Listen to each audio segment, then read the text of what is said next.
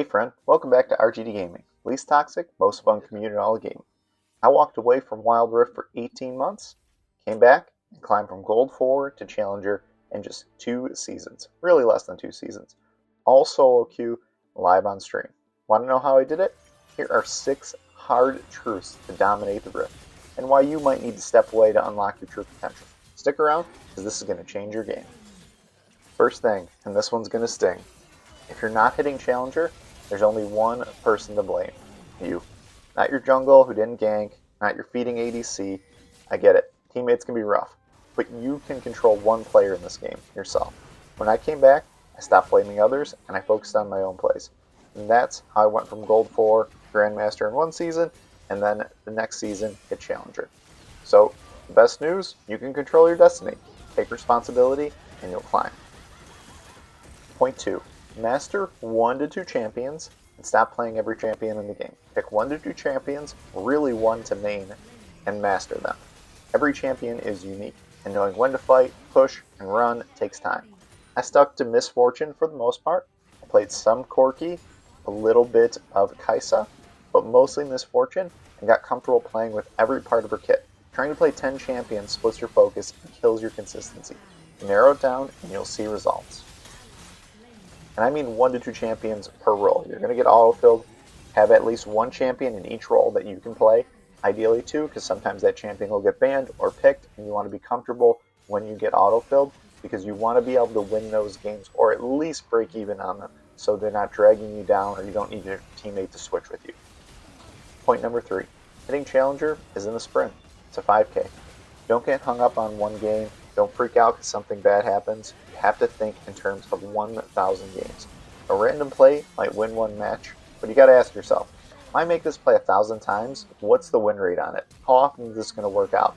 What's the net inflow of gold if I make this play? I learned this one the hard way. You have to focus on consistent decisions, not single game outcomes, and the rank will come.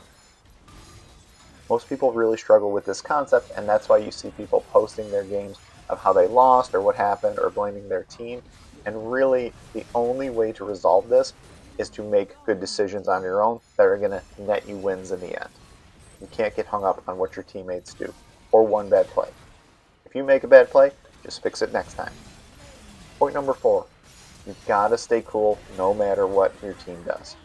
You win a team fight, Baron's up, but your team recalls. The right call was Baron, but now you need to adapt. You have to take a tower, steal the enemy camps, push waves. You don't need to rage that your team does something dumb that you couldn't even imagine was an option available to them. Take a deep breath, make the next right move, and keep going. Emotional control is what separates good players from great players. Solo queue is a wreck. You need to be able to control yourself when things go wrong or when something happens that you never even expect. Point number 5, you have to avoid burnout. Spamming games without breaks will tank your rank. I did this myself. Check this out. I was climbing steadily, and then I hit a wall, dropping from 44 marks to 30 marks in 2 weeks. The game didn't change, my teammates didn't get worse, I was burnt out. I was playing 6 to 7 days a week, streaming games. I took 3 days off, came back fresh, climbed from 60 to 65 marks in 16 days. So I went from 30 marks to 65 marks in just about 2 weeks. You have to rest, reset, and then you'll dominate. Point number 6, this is a big one. If Wild Rift makes you rage or takes over your life, it's time to step back. I took 18 months off of Wild Rift, and it gave me perspective. For me, faith played a huge role. God showed me there's more to life than just hitting Challenger, right? Marriage, friendships, work, and faith are way more important than a game. If gaming's holding you back, you need to take a break. Focus on your life, your purpose, and come back stronger.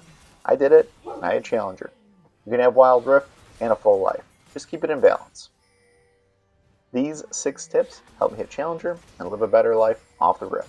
If this helped you, make sure you smash the like button, drop a comment with your biggest takeaway, and subscribe for more tips to dominate solo queue. GG's, and I'll see you on the Rift.